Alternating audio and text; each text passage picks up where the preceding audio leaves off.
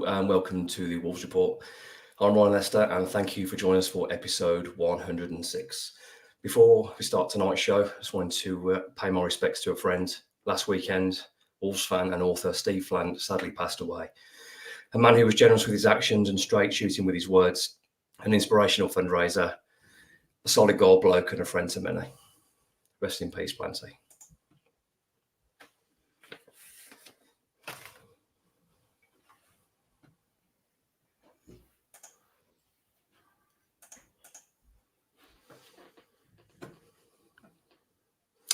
Welcome to this latest episode, and to help guide me through, I'm delighted to have back our club captain, Mark Knock, and our director of football, Chris Tyler.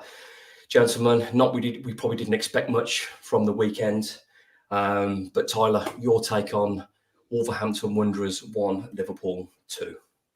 I think the scoreline was probably better than I expected, to be honest, but I thought we were okay. You know, can't be too critical of the performance, really. I'm sure we're going to come on to it and talk in further detail about, you know, tactics, managers, players, team selections. But I thought we competed and I thought we tried and I thought we gave Liverpool a good game, and they didn't look comfortable to me. And I think that was a lot of down to what we were doing. But it's the same old things again, isn't it? It's conceding terrible goals.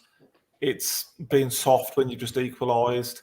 The same mistakes over and over again. It's questionable substitutions again that sort of seem to sometimes kill us. But I tweeted at half time and said I think we've done okay, and we've just let the worst goal in at the worst time, haven't we, to then go in 1-0 down at half time. But you know, not through quality or skill, but we've managed to equalise and get a goal, and then you sort of start to dream a bit, don't you? But then a couple of minutes later, you sort of back down to earth with a bump through another, you know, avoidable goal. So I wasn't disheartened. I wasn't disappointed too much in the performance. There's people out there saying Liverpool had other gears to go through, and yeah, they're probably right, to be honest. And they did miss a couple of good chances, didn't they? So I was going into the game thinking it would be a 3 or 4 job. So fairly respectable performance, I think, is probably my take from it.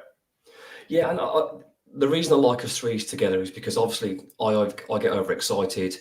You are utterly miserable, and Nocky sort of brings us somewhere in the middle. But I saw the game the same way as you. I actually thought Wolves did okay, and I know it's really split in opinion. There doesn't seem to be anyone on neutral ground.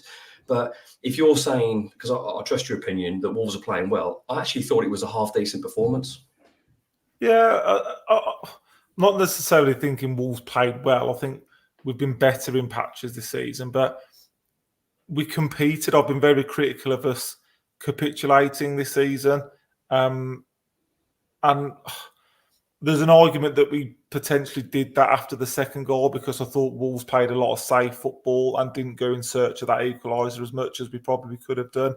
But there was no rolling over. There was no being torn apart. Johnston's not had to make save after save after save, has he? So from that perspective, I'm a bit more comfortable with it. But then on the flip side, the other argument, like you've mentioned, is, well, it's a free hit, it's Liverpool, we're not expecting anything. So, you know, I'm very concerned about the situation we're in, and things have to change pretty quickly. But Saturday night for me wasn't the most alarming part of what I've seen so far this season.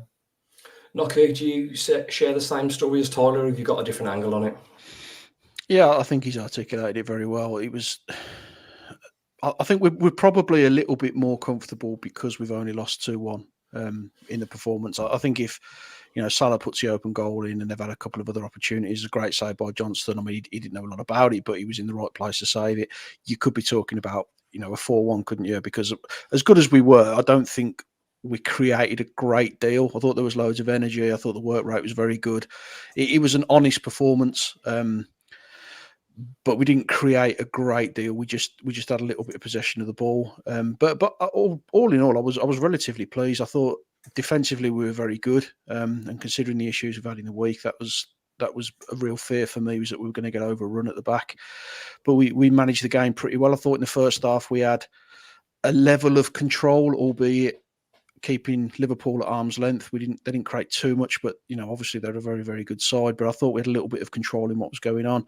And then second half, he made a good substitution to bring on Forbes. I thought he affected the game really well and gave us some real impetus going forward. So I think collectively the lads actually did really well. I wouldn't pick too much out of it that was disappointing, but I think individually at moments is where we let ourselves down. So I think for the first goal, Larsen's got to stop the cross from Jota. He's got to get closer. It's a free header from sort of 6 yards out, and we're kind of 50-50 on this, Chris, because I know that you think he kind of done a lot more. For me, I think he's maybe got enough on the ball to save that. It could be a little bit harsh, but it's the same errors that we're repeating. It's another cross that we've been punished from, and then Semedo, I'm a big fan of how he lets Jota get goal side 35 seconds after we've just scored. He's criminal, and then he puts an arm around him. It's soft, but in this league, in this day and age, you're going to give that, aren't you? So the performance was good. I thought we did okay. We never looked like we were going to win the game, but we were in the game, which is, when you look at some of the matches we've had this season against the Chelseas, it's been taken away from us very quickly. So we were always in it. We always had a little bit of hope that we could get back into the game. But all in all, they've beaten us, is it 16 out of 17 now, I think. So any version of Wolves struggles against Liverpool. Yeah, I saw you tweet about that, and there's bogey ties, isn't there? The sides that we seem to beat on a regular basis or give a game against, but we're nice to beat anybody recently. But Liverpool seems to be one of those sides that really hurt us. Just want to reflect back on what Nocky said about the keeper then, Tyler. I know of the awful level that all of us, three of us, have played football. Like, you're the one that's probably played in goal the most. I mean, I know it's splitting it a little bit much, and I was talking, I think it might have been a chap called Robinson on Twitter earlier on. I mean, it's 7 yards out header. I just think it's a bit close to him, and I think he could. Are we being harsh that he should be palming it away a bit more there? Because it just had a feel of a goal that went through him as opposed to past him.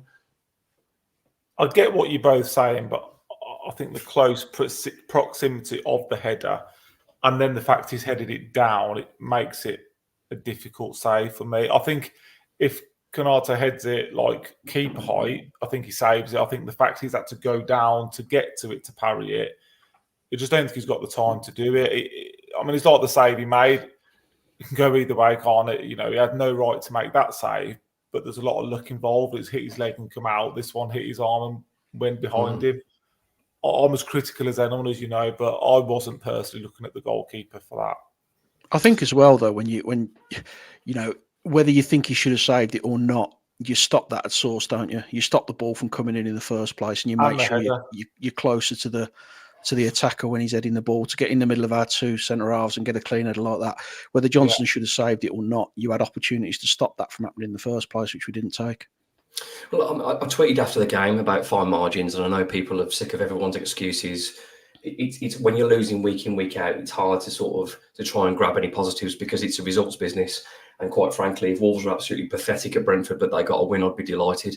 Because Wolves need something soon. Gary needs something. The teams need something. The fans, we all need something. Something I want to pick your brains on as well, Nocky. When there was a lot of tension in the stadium when Wolves were playing out from the back, and a lot of frustration, and to an extent, I understand and I agree. But if you're pumping it forward to Konate and Van Dijk, the ball's going to keep coming back. So, do you think it was impatient, or do you think people have got a point? It's a real difficult one for me, because if we keep pumping it forward and Strand Larsen's off and you're hitting it to Hwang, one touch in 20 minutes, the ball's going to keep coming back. So, do we need to trust the process a bit? Because the few times we did get a play our way out, it set Wolves up for counters. So, or do we need to meet somewhere in the middle? I welcome your comments on there as well, because it's a really interesting one, because people were getting frustrated that they were playing the triangles and obviously nearly got caught out with some sloppy play at the back. But do we have to suffer a little in this process because that's the way we need to play now? I think we were doing it in the 85th minute, and that was really frustrating because we were we were chasing the game, aren't we? So you may as well go gung ho. If you do ship a third, it's not the end of the world. Up to that point, I didn't really mind it too much because you're playing Liverpool. We saw what happened when we tried to take on Chelsea, and we just kept getting caught out, and the ball kept coming back at us. So I wasn't against us trying to keep a little bit of possession, get the lads comfortable on the ball, and just stopping Liverpool from breaking. I think where it got a little bit more difficult for us was when we took Larson off and we put Hwang on. And I know Larson, he didn't have his greatest game, but he was really influential in the goal. And what he will give you is someone who can hold the ball up, give you an option in that attacking area, and just occupy the two centre halves for a period of time and make life a little bit more difficult. As soon as we took him off and then we put Hwang on, we lost that kind of focal point up front, and we were just whacking it aimlessly into two big centre halves who were just eating everything up. So that was probably where it hurt us. But in terms of passing it around the back, you've got to be careful against Liverpool and teams like this because they're so good on the break. They've got Salah and Jota each side who can hurt you with pace. So what you don't want to be doing is just panicking and launch it downfield. So I'm not against that. I think you've got to have a little bit of calmness and we need to find a way to get a result, don't we? However that comes, whether we have to absolutely stink a place out to do it, fine, we'll do that. But there just has to be a result from somewhere. And if you're going to knock it around the back and try and get a little bit of composure on the ball, then maybe that's what you've got to do. Tyler, your take on that? I know, like me, you're a purist ball, and we want to see the footballer is purist form. And when you've got a big man on the pitch who can hold it up or link play or give you a few seconds to breathe, you've got that out ball. But when you haven't, you kind of forced to play more football. Or is there an opportunity Wolves need to be smarter and maybe hit the diagonals into the fullback areas from there as opposed to hitting it down the middle? Is there some kind of compromise? But I'd have liked to think O'Neill knows that Hwang for Strand Larson is his substitution. So therefore, I'd like to think there'd be a tactic for when Hwang's playing centre forward compared to Strand Larson. For me, it's very basic stuff and very basic coaching, and I think we're not necessarily seeing that at the moment. I think Johnston, I just put a tweet out and it got a massive response. You can argue, so you're blue in the face, who's better with the ball, Sarr or Johnston, who's better at playing at back? The answer at the moment is that neither of them have proven to be very good at it. I think Johnston's kicked it out for a corner. He's given it to a Liverpool striker that, could have resulted in a goal. They just don't look very comfortable and very confident doing it. And that would be my biggest concern. But I'm with Knocker. I think it needs a bit of both. It needs a mix. There's nothing wrong sometimes with going direct, and sometimes there's nothing wrong with playing short. For me, it shouldn't even be on the radar as a conversation because under-8s kids now try and play out from the back and goal kicks. Everybody's doing it since Pep made it fashionable, but there's a time and a place for doing it. And yeah, the last 10 minutes was very frustrating. Yeah, it was frustrating. I'm just trying to get the feel on, and people are commenting on here as well. It is frustrating, and as you pointed out, as soon as you take your 6'4" centre forward off, you can't really play. You haven't got an out ball anymore, and you're kind of forced to play them because if you're hitting hopeful balls, for me, I think you need to mix it up. I don't mind percentage balls down the channels, whipping that ball, challenging the fullback because the fullbacks aren't the biggest guys. They're vulnerable as well. They're definitely, particularly Alexander-Arnold, incredible footballer, but defensively vulnerable. I just think we need to be a bit smarter and avoid the big guys. So I can understand the frustration at Molineux.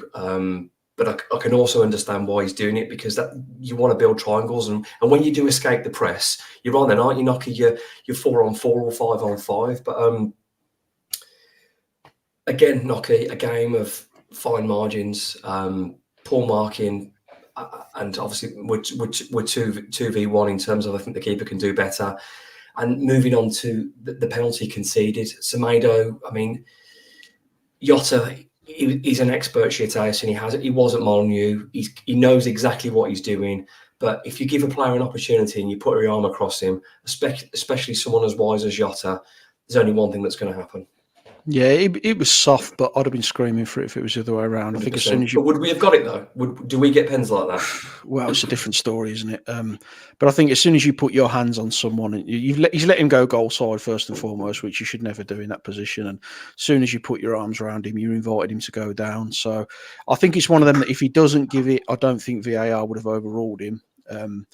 But the fact he's giving it, they're never gonna stop it either. So it was soft, it was unnecessary, and it was kind of it kind of epitomises a season in many ways, that we have real good moments and then we go and do something really stupid and end up costing ourselves a result. It's been a story of the season, so really disappointing. I don't think Nelson had a particularly good game. I think there was a few stray passes, a few mistakes, a few areas where he just didn't look comfortable against Liverpool, which was really frustrating because on the other side you've got Aït-Nouri who's got Salah in his back pocket for most of the game. So yeah disappointing. Yeah, it is frustrating. Tyler, moving on to the positive for the Wolves, the goal that we scored. Never say die attitude from Strand Larsen, did really well. I think it was more a case of Canate probably been a bit sloppy and casual, not expecting to be pressed.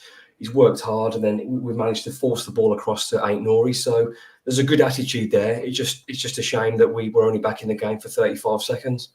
Yeah, that's the killer from it, isn't it? That is the killer. But like Nocky said, Strand Larsen, I mean, it's early days, isn't it? I think there's a lot more to come from him, but if nothing else, he's a bit of a nuisance and he can be a bit of a handful. And he occupies defenders, doesn't he? He occupies centre backs, and he did that. And it was, can we give Forbes an assist? Maybe, because he sort of got it across via a deflection. I think we'll come on to him later, but I want to see more of him in the team. And then, Aït-Nouri, your left back's popping up in the 6-yard box to strike it home, and we know he's got a goal in him. But I thought he was excellent yesterday, and near enough defensively back to his best almost. But to get the goal as well, I thought it capped off a good display.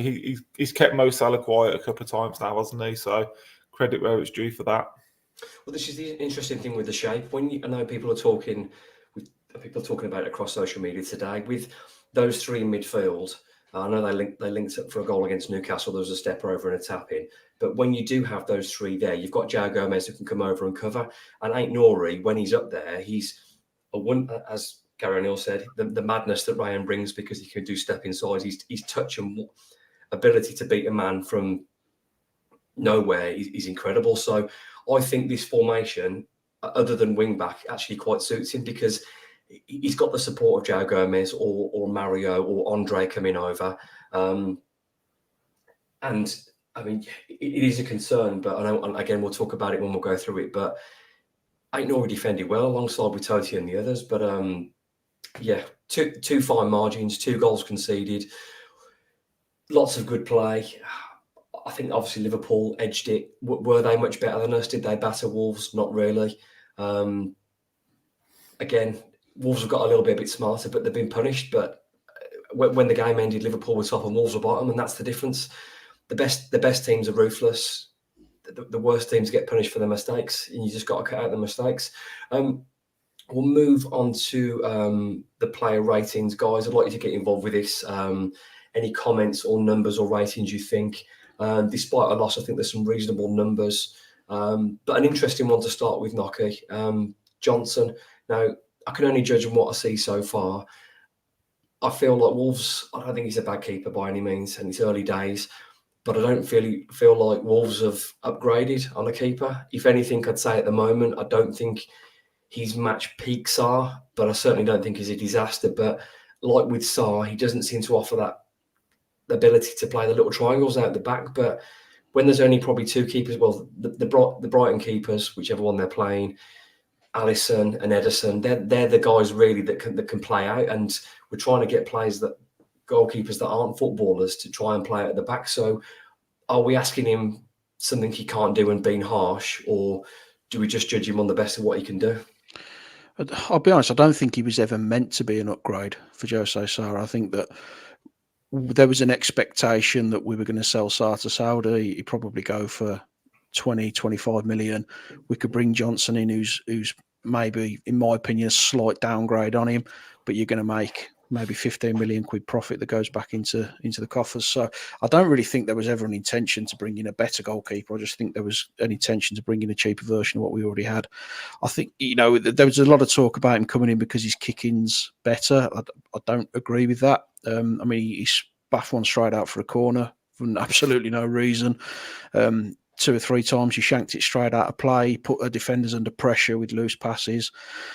He's certainly not a better shot stopper than Sarr. And I know he did make a really good save, but he just put himself in the way of that one. But I don't think he's a better shot stopper. I don't think he's a better goalkeeper. I was a little bit nervous when he came in because he just doesn't.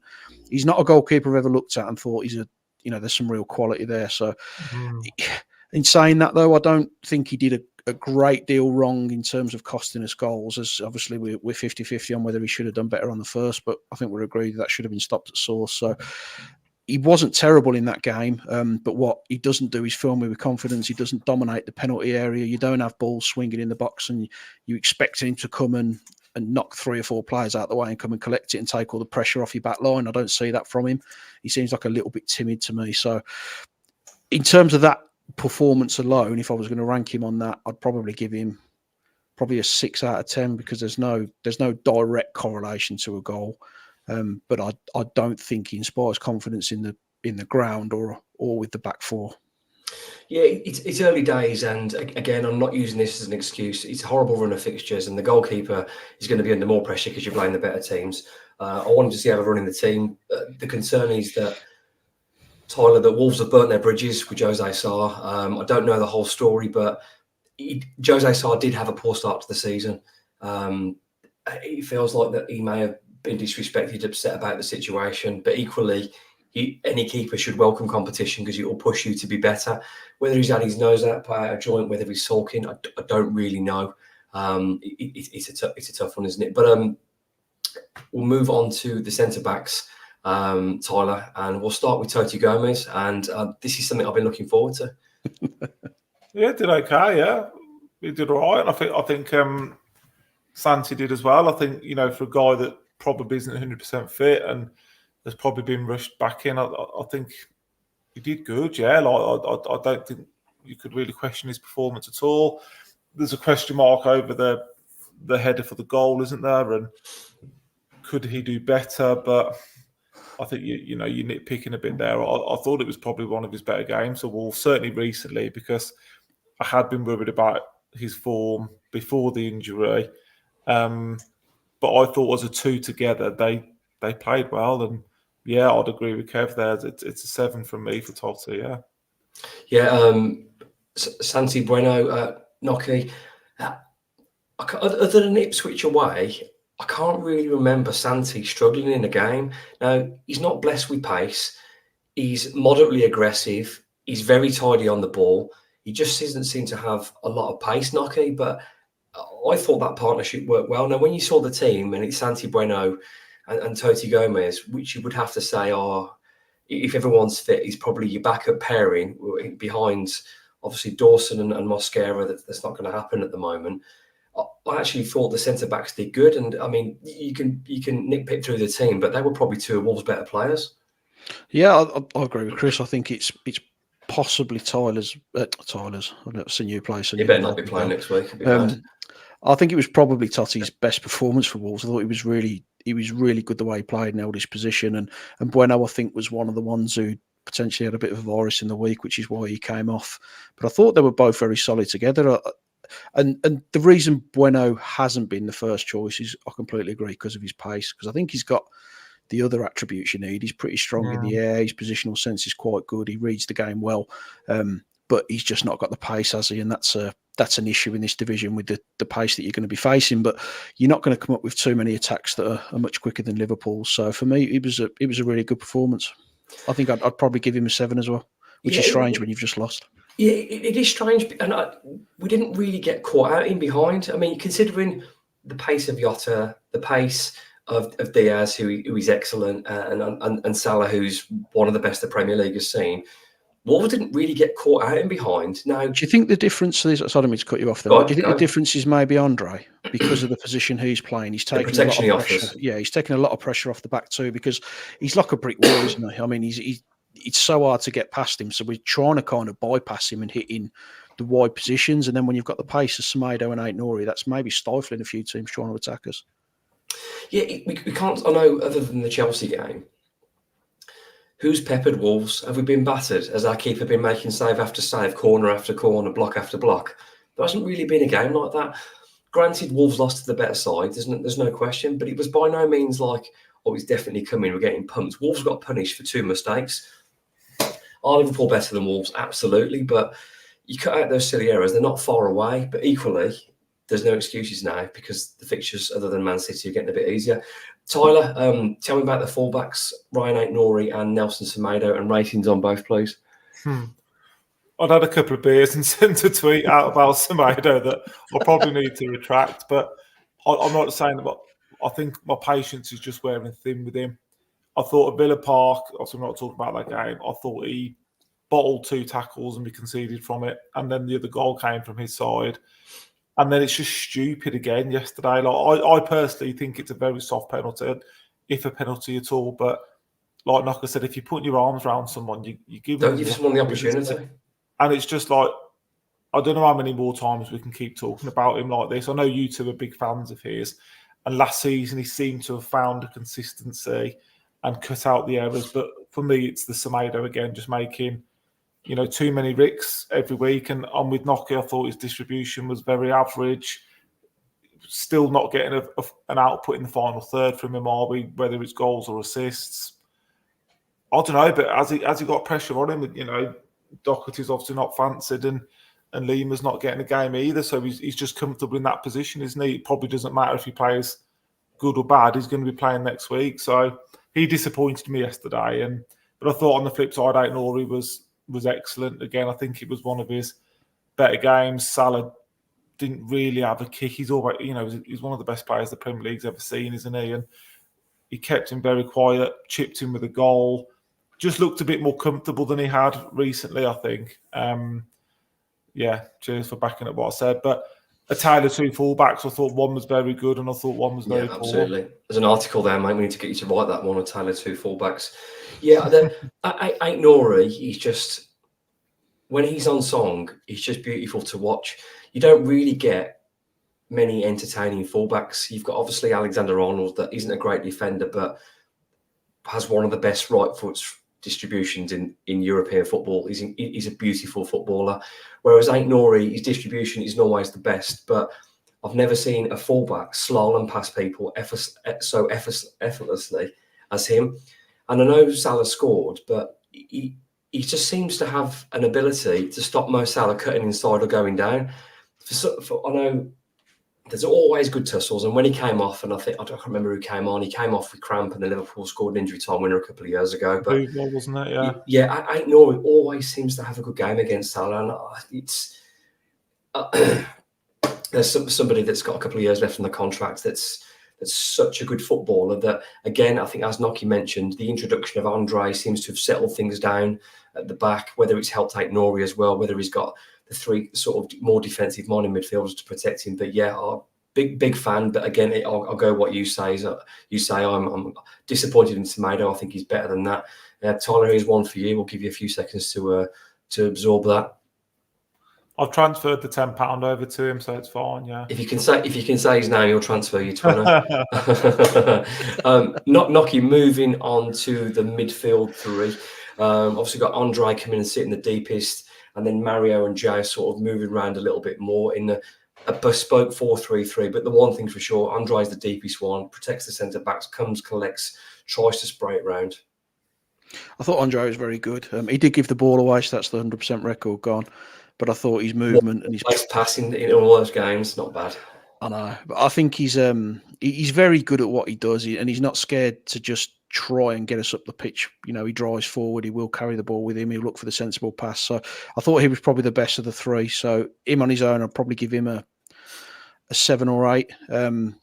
Lamina nearly cost us a goal with a ridiculous pass across the edge of the area, which Salah put wide. He dropped into the defence when we took Bueno off, worked hard.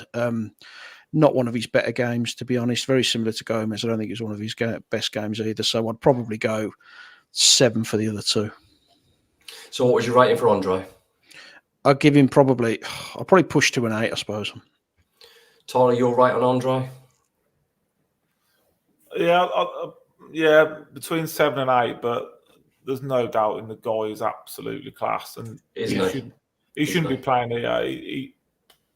I think he could get in most Premier League teams by the looks of it. Far too good for us. He's top drawer, isn't he? And I do think, and I hope it will come, more out of hope than expectation, but I think we'll see the better from him when we're playing teams who are more on our level, bottom half teams, when he can impose himself, when he has the ability then to break and drive with the ball forward as well. Because the amount of cul-de-sacs he seems to get out of when he's got people surrounding him and it's touch, turn, burst. I'm looking forward to seeing him against. No disrespect to him as a Brazil international, but when we're playing against sides that Wolves are going to get more of a foothold in the game. Moving on to the front three, Tyler. Bellegarde, Cunha, and Strand Larsen. Probably the bluntest area of our team, I would say.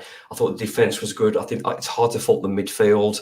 I'm not sure Cunha's firing on all cylinders anywhere near he was last year yet. Bellegarde splits opinion. I think he protects his defence well. I think he grafts. But if you're part of that front three and you're a little bit high up, I'm going to need a bit more creativity. And Strand Larsen against Canate and Van Dijk, probably two of the most physical centre-backs in European football. I'm going to give him a bit of a break. But yeah, I want to hear your take on those three. Yeah, I'll pretty much agree with everything you've said. I personally think it's time for a change, formation and team-wise. And I think Bellegarde would be one. We'll come on to it probably for the next game, but Bellegarde would be one I'd be sacrificing now, especially with the need for points. And that's not calling him out. That's not a dig. That's not saying he's done anything wrong. But I think I said if you're playing as a counter-attacking front three, he just hasn't got the pace and the directness to get us forward. And the crowd almost, I wouldn't say booed, but there was a lot of discontent yesterday when he had the chance to do that and drive forward, checked, went back. That's not going to wash, I think, in that position. Cunha, for whatever reason, we've not seen the best of him this season, but he's still probably your first name on the team sheet because he does what he does against Villa and he does what he does against Chelsea. He's the goal threat at the moment. And Strand Larsen, yeah, I'm sort of with Knocker. I saw Knocker sort of say the goal doesn't happen without him and he's just a workhorse. I think there's quality there and I think he's only going to get better. I think we need to find a way of coming onto the new format. We need to find a way of getting the best out of him and Cunha. And I don't think we're doing that in the setup as it is currently. Yeah, Pat's made an interesting point. Pat is more of a regular on our spaces. In terms of the formation going forward, I think a 4-2-3-1, other than Man City, for Brentford and this next glut of games. But then the manager has to be brave because he needs to drop one of the midfield three to allow more creativity. but let's see. That'll be one of his criticisms at the moment. Yeah, where I don't see that. But just before we move away from that, Tyler, can you just rate the forward three for us, please? They're probably all about a 5 for me. I think you're right. I think it was the weakest part of the team yesterday. Where's Bellegarde play? Where do you think he's in best position? I actually like Bellegarde in centre midfield. I like it when he picks the ball and drives centrally, but there's no real place for him when you've got those three there because it gets a little bit congested. And I understand why we played those three, particularly against superior opposition. I know that sounds like a Gary O'Neill's rubbing off on me and the inferiority complex that we seem to have at the moment. But and I mean, Jonty's put it up as well here. Who do you drop from those three? I don't know. But back to Bellegarde. Okay, I don't know. Where does he play? It's really difficult, isn't it? Because he's got the build of a central midfielder, maybe attacking midfielder, but you also think he could be a winger. But you look at the difference when we brought Forbes on and stuck him, and he was just getting chalk on his boots and running at the defence as often as he could and causing all kinds of trouble. There's definitely a player in Bellegarde, but I just don't think we know, or maybe Bellegarde himself. I just don't know where he thinks his best position is or where he should be played. I just think he's a real. I was speaking to Jonty yesterday about it. That he's a real conundrum because there's definitely something there. I mean, we saw the quality in the strike at Forest, and we've seen moments. I think there's a talent, and do you know what? But we don't know how to use him. I feel sorry for Jean Mingler because last year when there was injuries, he's played left, he's played right, he's played centre, he's played 10, and it's almost happening again this year. So he's been pushed around a bit, and I don't really think he's a wide player. Excuse me. But he's not. I know you're coughing, but he's not excelled in any of those positions. In my opinion, he'll come and fill, and he'll come and do a job, or he might be a good sub. But he hasn't excelled for me in any position I've seen him playing. There's just moments, isn't there? Not to the point where at the moment he's holding down a first team place. And I think there's a few that come under that. This isn't singling him out, but I want to see a lot more from him, and I don't see him playing in that midfield three, and I don't see him being a danger out wide for us. So for me, he has to give way, unfortunately.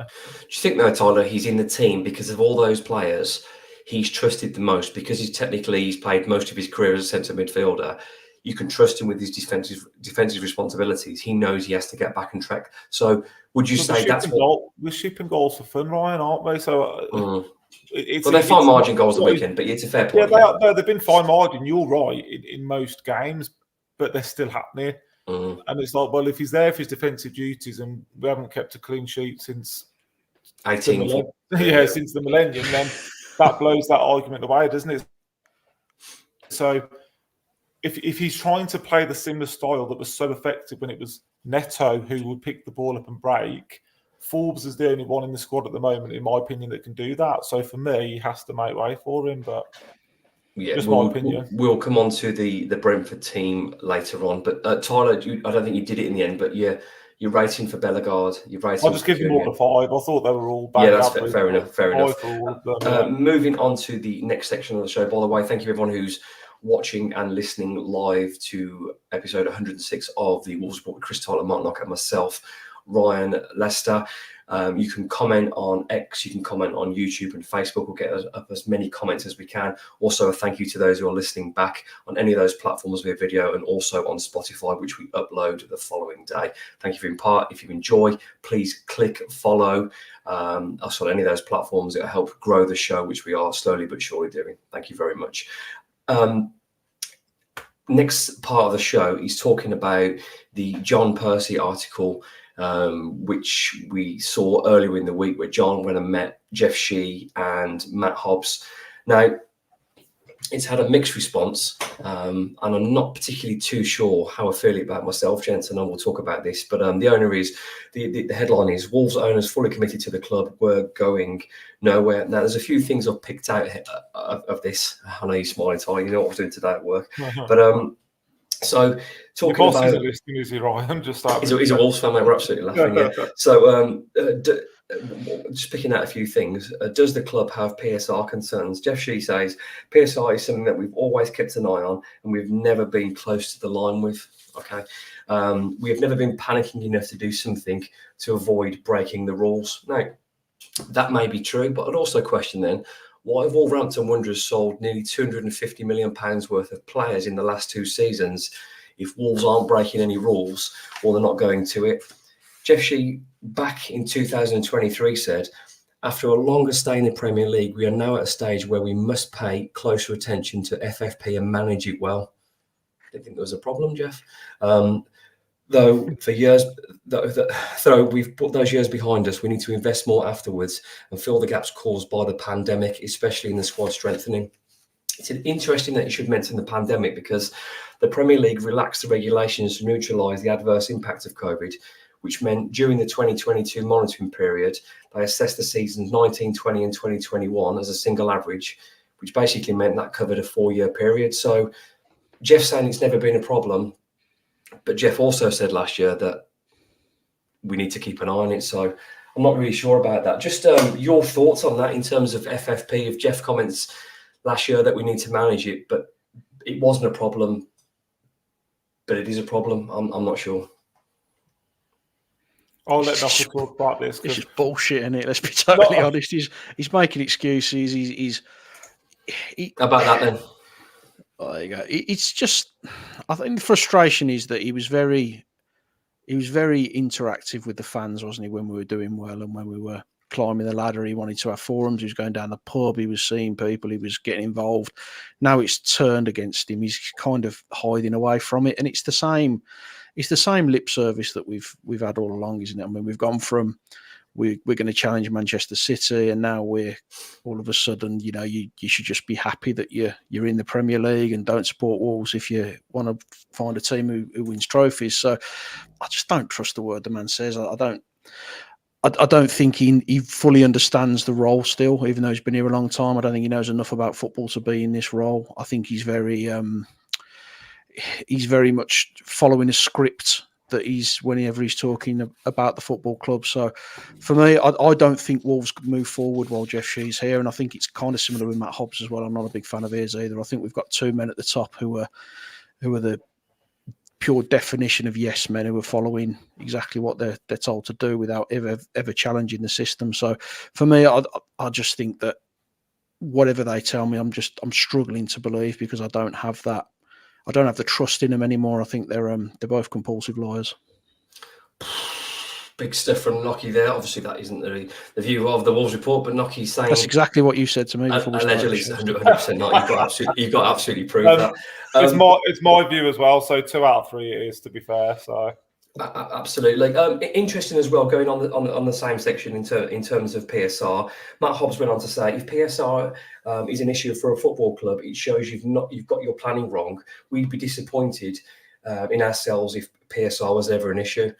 Yet back in the 3rd of August 2023, Jeff Shee, on his letter to supporters, said, an additional factor to consider financial fair play is that last January we invested much more highly in the first team than we had anticipated, bringing in 6 players. It was a very unusual winter and window for us, and it literally advanced the investment room originally left for the summer. The positive thing is, for financial fair play, it's based on a rolling number, season by season. So if we manage it correctly this summer, next summer we will be more free financially. But for the second window on the bounce, Wolves have made a profit again. Nocky, one thing's been said. You look back historically, it doesn't really add up. But we're going to go over the same stuff then, financial fair play wise. But it's the whole model area of it as well, isn't it? I mean, we know exactly what we're going to do. I mean, we all had a conversation on the air. We knew we'd sell Kilman and we knew we'd sell Neto. So and that's okay, but have a plan in place. Yeah, I was comfortable with those. I thought that was the right thing to do with Neto's injury record, and I think Kilman was our best defender, but I think it was right for him to move on. The issue isn't the model; it's not replacing the quality that we're selling. I mean, we've bought in Rodrigo Gomez. He may be a Pedro Neto, but he's not going to be a Pedro Neto for at least 5 years for me. He's a long way off it. So if you're year on year reducing the quality in your squad and you're using PSR or any other out as an excuse for doing it, you're going to start circling the drain. And it happened with Southampton. They kept selling their best players. Eventually it catch up with you and you end up going down. So they can make all the excuses they want, but the proof of it is what's happening right now. We're bottom of the league. We've got less points than anybody else in the division. We've conceded more goals than anyone else in the division, and we don't look like we've got a win in us. And that's, that doesn't start. You don't suddenly become a poor team overnight. It's a year-on-year disregard for what needs to be done to improve the squad. So they can post these articles and make these excuses all they want, but they have to look at themselves if they want to see why we're in the position that we're in now. Absolutely. We'll move on from that. There's a few things I want to pick out. The next point was in the article, the John Percy article. By the way, this isn't a slight on John Percy's article. He's a great writer and he writes some fantastic stuff. So this is more of a case, the responses to his questions. The next section was, why was Max Kilman not replaced? Obviously, Wolves bought Max Kilman for 40 grand from Maidenhead, sold him for 40 million. I think Maidenhead made another £4 million profit from that. Good for them, good for us. It worked out really well.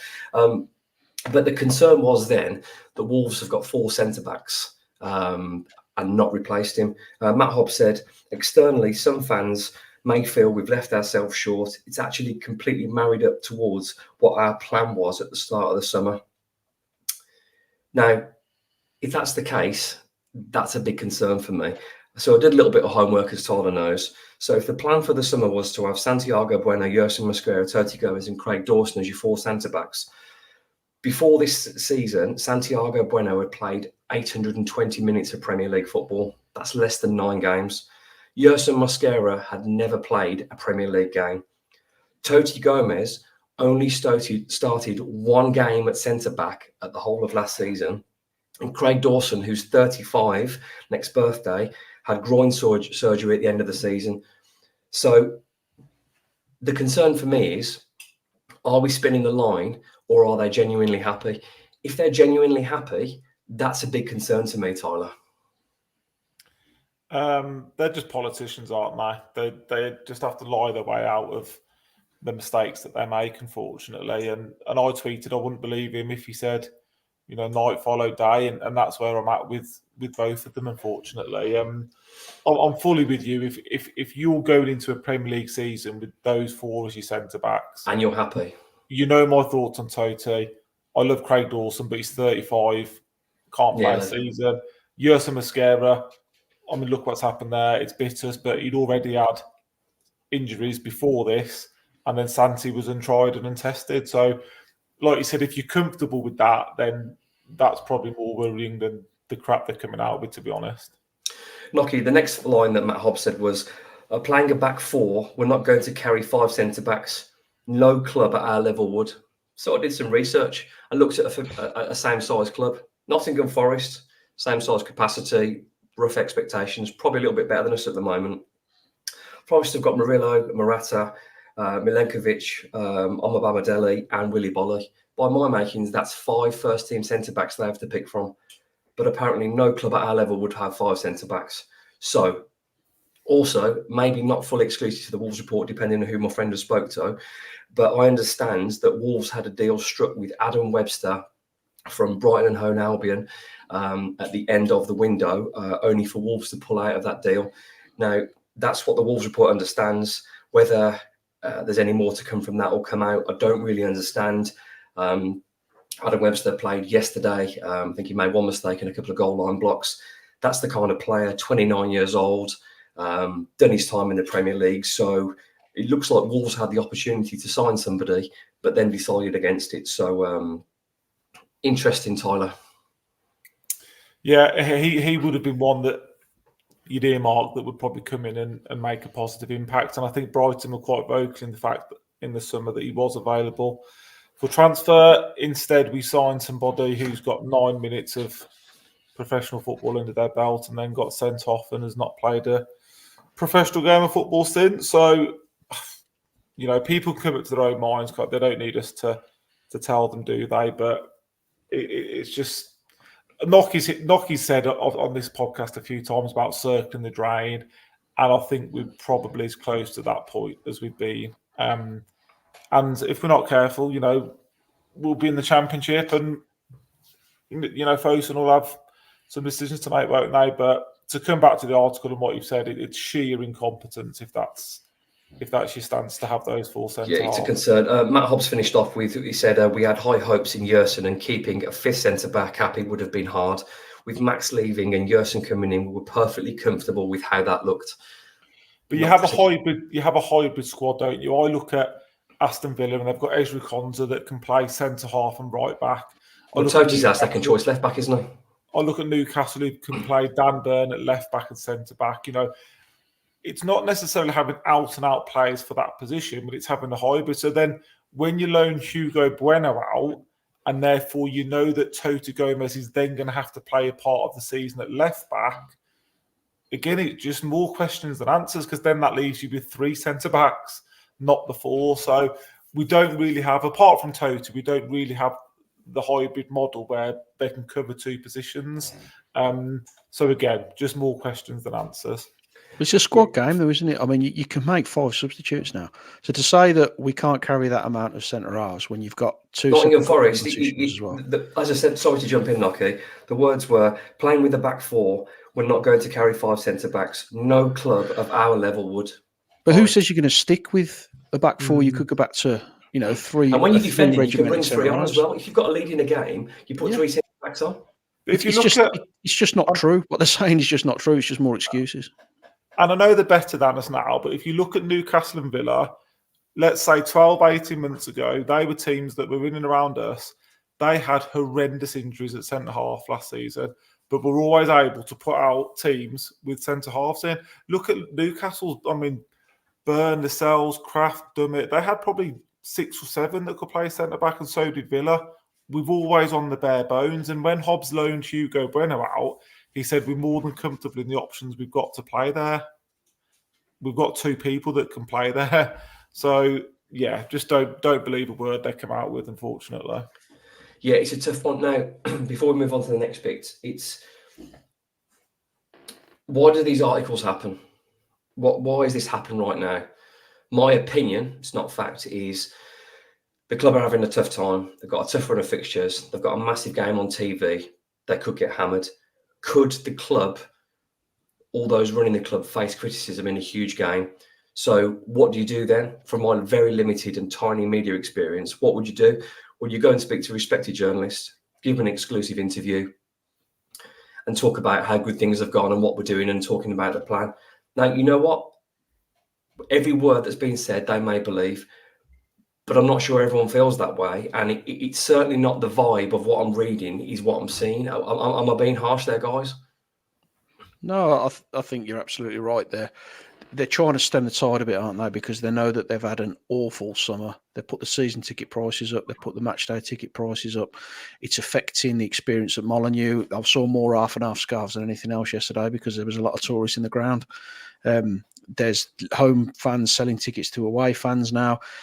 It's just been a mess. The transfer window's been a mess, and they're trying to. I think they're just trying to attack certain elements they think that potentially they can control because they know it's probably going to get worse before it gets any better. Tyler, do you think there is a belief in what they're saying there, or do you think that it's a protection article to try and appease fans to sort of calm? Because obviously, I think Hobbs went on 5 Live as well and talked about that. And obviously, he's talked to John, who's fantastic, but John can only work off the answers he's given. Is this just a big PR exercise ahead of a game where things could have gone badly wrong to offer some initial protection? 100%. It's just an exercise. And I mean, like you said, no disregard to you. You've got very limited media experience, but what you've done there is question their answers. I haven't seen anybody else from the local establishments question their answers. You've literally hit them with facts there that contradict what they've said. Why aren't these journalists doing it? That's, for me, what they should be paid to do. They're paid to represent the paying supporter and get answers to the questions they've got. Like I said, people have their own opinions. There's people that will love Fosun and people that will hate them. You can only, lead a horse to water, and you'd like to trust what they can say. But I just don't think we can. And until we get proper people that can question these rubbish statements, in my opinion, that they're coming out with, we're not going to get the answers we want, are we, unfortunately? But Wolves fans aren't stupid. We're a working class group of fans that we can see what's going on behind the scenes and on the pitch. And for the last, 2-3 years, it's only been going one way, hasn't it? And that's backwards. Well, this is good. That leads on nicely into my next point. So John also asked, what is the long-term plan? Jeff Shee says, we want to win something. Winning the league will require a lot of luck, but winning trophies or getting into Europe is imaginable. Now, correct me if I'm wrong, but I'm pretty sure on the 23rd of May this year, Jeff Shee said, if you only pursue trophies or consistent European football, Wolves might not be the ideal club for you. Which is it, Jeff? Because I'm getting confused now. You're speaking to a respected national journalist. You're telling him we want to win the FA Cup, but you're telling the fans you've probably not to have any ambitions to win the FA Cup. So, Noki, why is there so many mixed messages in such a short period of time? It's impossible to say, isn't it? I mean, they're covering their backsides. I think the problem is, as well as Tyler touched on it, no one really challenges them on this. You've come up with some simple stats that affect everything they've said, but the local journalists, unfortunately, like to toe the line. Not all of them, but there's a lot of them that like to toe the line because they've got a relationship with the club that they need to protect, so they don't want to ask these challenging questions. And I think Jeff's probably got quite used to not getting too much back when he's questioning things. So it's just a mess, isn't it? It's just an absolute mess. I don't think I've ever felt more detached from the club than I do right now. I've always felt a part of everything to do with the football club, and I don't feel like that at the moment. I feel like a customer as opposed to a supporter. It almost kind of feels like they don't really need us anymore because of the money that comes in for the Premier League. So it doesn't really matter if we turn our backs because they're making plenty of cash anyway. So I think Jeff's got a lot to do with that. I think the way that he's conducted himself has created a lot of division in the supporters. And if you look at the reaction after the game on Saturday, there was no booing. I didn't hear any booing at all. Most people who stayed were clapping them off and singing, Gary O'Neill's name. So there's clearly a group of supporters there who are still on board with what's going on. But because we've got a faceless owner and we've got a faceless chairman who you just don't hear or see at the moment, unless it's in a newspaper column. You're just getting that divide that's going even further now. So I think Jeff's got a lot to answer for. Yeah, absolutely has. Just to add some balance to that, and I know I always say this, there's a lot of really good people that work for Wolves, for Wolverhampton Wanderers. Not all Wolves fans, but a lot of them Wolves fans, and they're good people that give absolutely everything. So, but my concern is for the people at the top, the main man at the top making the decisions, that's making fans like you and Tyler and me feel disconnected. Because it's all right saying one thing, but do you really understand what it's like to love your football club? What it means, who we are, Wolverhampton Wanderers? I don't think so. I don't trust that. I just think that if Fosun bought another football club in 2 weeks' time, that'd be the badge, and the same things have been said. I'm not expecting him to feel it like we do, because it's his job. It's our love. They're two very different things. But I'd expect more understanding after 8 or 9 years or whatever it's been so far. Something else in terms of the long-term plan. Jeff Shee also said, I don't remember many seasons where we've been far away from Europe. We were always close. Season 2021, 13th, 20 points off Europe. Season 21-22, 10th, 5 points off Europe. Season 22-23, 20 points off Europe, 13th. Season 23-24, 14th, 16 points of Europe. Now, Jeff, you're obviously better than numbers than me. You clearly are, but doesn't look particularly close from where I'm counting, guys. Yeah, you are. We've finished top half twice, haven't we, in the time that we've been in the division, I think. So we've been a million miles away from it. And it's not just that, it's the teams who've come up after us, like your Aston Villas who've gone past us. And there's so many clubs who were in and around us, like your West Hams and your Newcastles, and they've all kicked on. We've stood still or gone backwards. So, I don't really believe that statement either. Well, it's not to be believed, Nokia, because it's not true. In the last few years, 13th, 10th, 13th, and 14th, the closest to Europe we've been is when I went to London, and then I realised I didn't need my passport. Crikey! The last section on there is Out of Darkness Come the Flight, and Matt Hobbs goes on to say, everyone here is trying to give the fans a team to be proud of. I hope they understand how important they are on a match day. I mean, doesn't that show how disconnected they are from the club? You stick the prices through the roof, you price out your loyal supporters, you stop the next generation of fans being able to get in the ground, and then you talk to us about how important we are on the match day.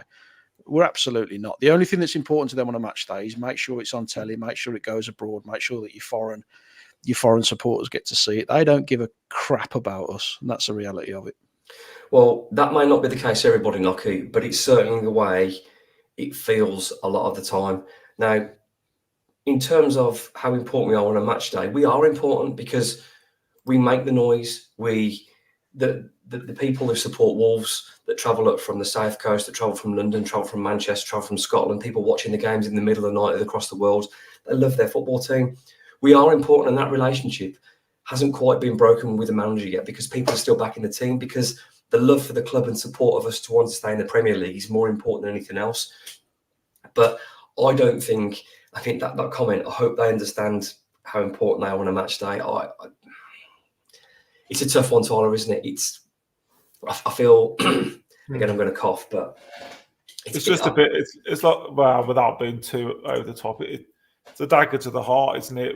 After the summer they've had where, myself and other Wolves fans have, decided to potentially not renew season tickets, to walk away from it. People that have been going for years and years have been priced out of going to football, and then it's just a nothing. It's a cowardly comment, isn't it? It doesn't mean anything. It's not worth the paper it's written on, is it? So again, the only disappointment is John Percy would have known full well that prices have gone up and they're etc. etc. Just question it. Just ask, well, really, Matt, why is that then? Because didn't you try and price everybody out earlier in the year? Someone needs to start asking these people questions. That's what I'm trying to do tonight, mate. I know. Well, fair play to you for doing it, because it's just a shame the people that get paid full time to do it aren't doing it. Yeah, it's tough, isn't it? Because we all, realistically, us three are friends because of our football club, and that's how we built a long-term relationship. And the hatred we show each other on the group chat, which is something else. But it's. I find that article incredibly disrespectful. Not what John's done, because I respect John. I think he does some fantastic stuff. Not John at all. I just think the answers are soft, and they're telling people what they want everyone to think, what they think, as opposed to what the truth is. I may be wrong. I'm happy to stand corrected, but I think it's incredibly disrespectful. And I think, to be honest, from most of the people I spoke to, I think it's an insult. I think it's a massive insult. Anyway, we move on to a couple of questions. We didn't get them in last time round. I can see loads of comments. I really appreciate that. I hope you've enjoyed that. I've done my best to do a bit of research today. Appreciate the feedback on that. Let's get a couple. There's been train crashes all over the shop near Banbury, but at least you got your article out. So. Yeah, no problem at all. Richard asks, Forbes ahead of Bellegarde, only 2 in midfield 3 will make us more dynamic. Nocky, Forbes ahead of Bellegarde. I'm not sure whether he's an impact player or someone that you should be starting yet. I think we need to be brave enough to try him. I mean, I do like Bellegarde. I do think he's got something about him, but the impact Forbes made, I mean, is that just because he came off the bench against the Tyrian team? I don't know, but there's just something about that kid that he's very chaotic, and he just seems to commit people. He's got a little bit of a Dharma about him in the sense that he doesn't seem to know what he's going to do until he's done it. So I just think I think when you're coming up against maybe the teams you class as the lesser teams, and by that I mean they're not going to finish in the top 4. He's a sort of player who can commit people and create a few problems. So for me, I think he comes in ahead of Bellegarde now. I don't think he will, by the way.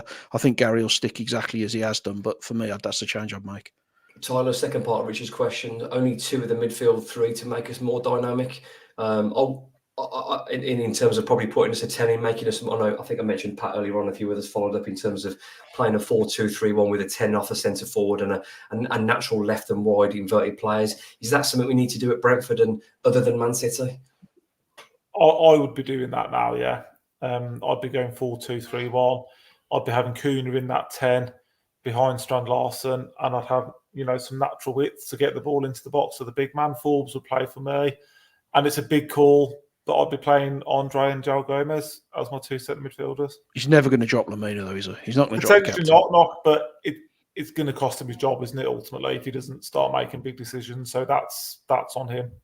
I don't disagree, by the way, but I just don't think he's brave enough to do that. Yeah, do you think there's more of a fear at Brentford that losing would be, go to Brentford, don't lose? Is that going to be the mentality? Or do you think he's going to be brave enough to just to roll the dice and go?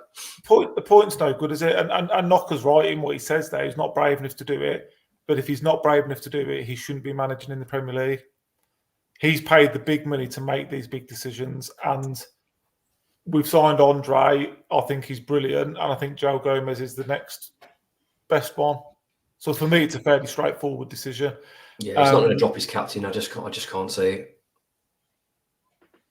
But you're not giving me any reason for him to play apart from the fact he's his captain. No, and I'm going off piece a bit. I don't want to see my captain crying in the centre circle at the end of the game. In my opinion, that's pathetic. It's a tough one, and I don't know. Every game now, I'm seeing Instagram posts and tweets from the players. I'm not interested in any of it.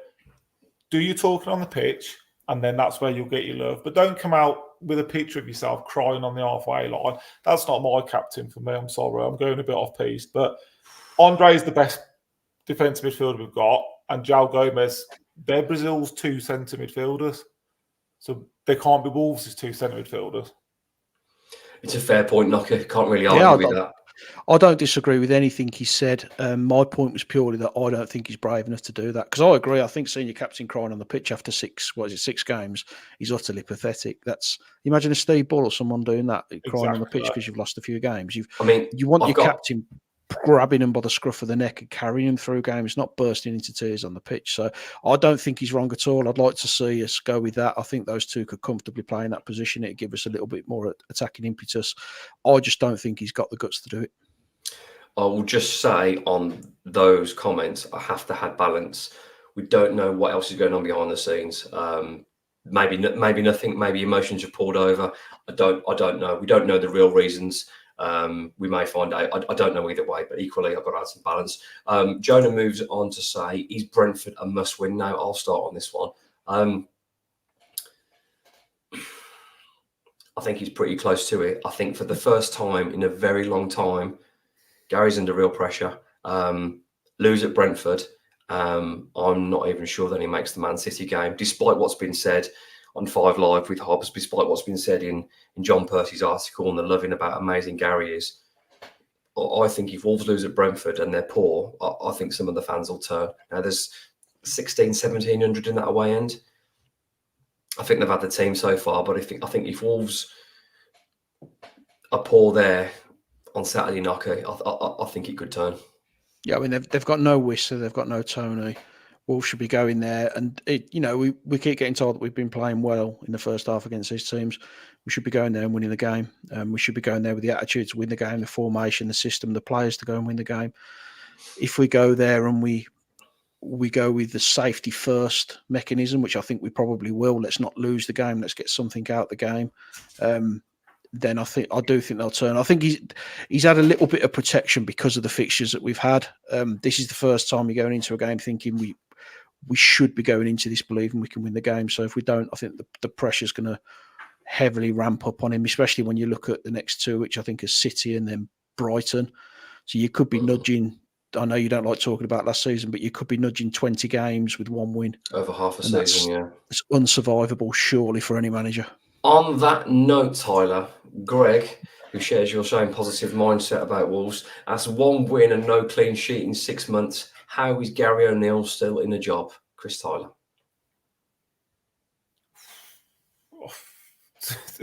It's a good question. If you're just looking at the stats, like Nocky said, I don't know many football managers that have survived at any level. Yeah, 1 in 17, 18.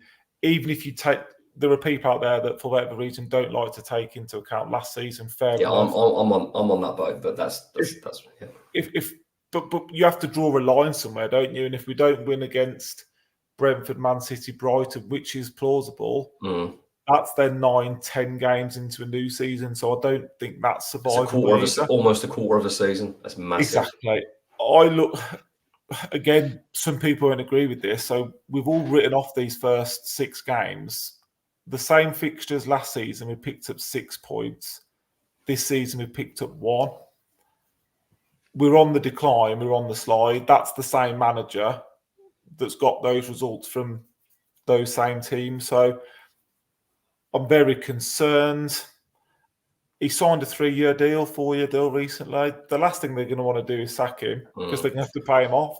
So not only that, you're paying 4-year deals out to multiple staff. It's millions and millions of pounds. I mean, I'm desperate for Wolves to win on Saturday, not just because of our own sanity between the 3 of us and our general happiness at the weekend and through the week watching Wolverhampton Wanderers, but the players need it. We need something. I'm happy to go there and stink the place out. Worst performance of the season, get a win. Scrambling over the line, something horrible. We just need something now, Nocky. Yeah, we do. And I know people will talk about we're going to get these fixtures out of the way. The amount of pressure that those first 7-8 fixtures have put on these sort of games is absolutely immeasurable, because you're going to lose the next game after this because you're not going to beat Man City. So the pressure's just absolutely incredible, and that's my concern, is that he's going to go into this, try and stay in the game for 70-75 minutes and then try and win it, rather than take the game to Brentford and try and play our football and try and dictate the play. I feel like he's going to sit back and just try not to get beat. On the Brentford subject, gentlemen, you'd imagine Dawson will be back fit. So does Dawson naturally comes in for Santi? I think he's pulled his glute.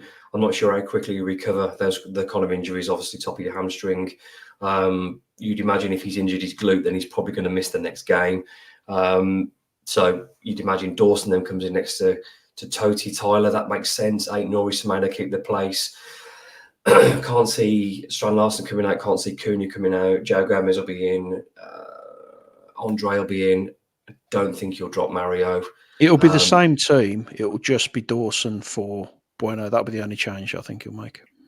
And what's happened to Goncalo Guedes, Tyler? Because for me, I was surprised that the guy's got three goals in the cup. Looks busy. He's been pressing. He's tracking, setting opportunities up. Good finishing, getting in the position. For me, he's the kind of player that needs to be in the team because he's one of those players. I always talk about Kwang like this: create opportunities for others or score yourself. Goncalo does both. I'm just confused from the substitutions from the Villa game and then to the Liverpool game. The Villa game, Guedes and Rodrigo come on, and then the Liverpool game, Forbes and Hwang come on. There just doesn't seem to be any consistency. He's obviously seen something in the game that he thinks they're more suited to for whatever reason or another. Forbes, to me, just has to play. If nothing else, like what Knocker said, it's that pace and unpredictability. Definitely starting him. I'm starting him all day long. Pure pace. We haven't got the pace. Yeah, away from home, counter-attacking side, get up the pitch. He has to play. And I'm with you both. He won't do it, but I am dropping. I would personally drop Lamina and get either keep Bellegarde in or Rodrigo. He's going to lose his job based on these decisions that he's making. And how can he pick the same team again when that team hasn't won a game? Yeah, it's difficult. But equally, playing devil's advocate, he would argue that, I mean, he may not turn out that way, that Brentford are far stronger. Sorry, Liverpool are far stronger than Brentford, and I couldn't pick this team because now we should... Brentford are a good side. But Brentford have won 2 games this season and drawn a couple of that. Brentford are beaten like and they've won two and drawn 1 at home so far in the league this year.